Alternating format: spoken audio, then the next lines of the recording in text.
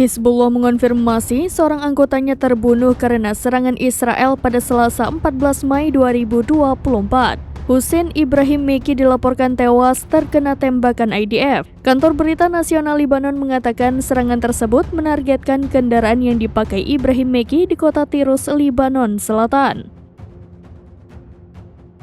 Selain Ibrahim Meki, ada korban lainnya yang tewas. Hizbullah mengumumkan kematian Meki dengan mengatakan bahwa ia dibunuh di jalan menuju Yerusalem, istilah yang digunakan untuk menyebut agen yang terbunuh dalam serangan Israel.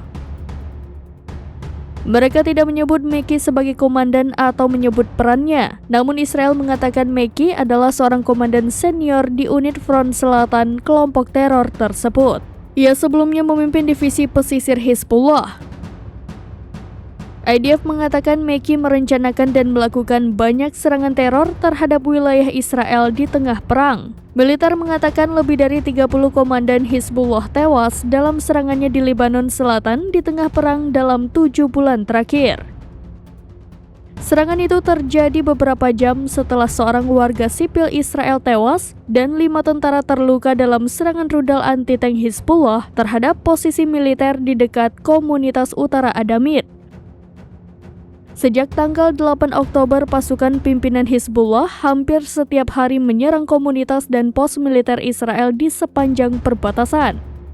Kelompok tersebut mengatakan bahwa mereka melakukan hal itu untuk mendukung Gaza di tengah perang di sana.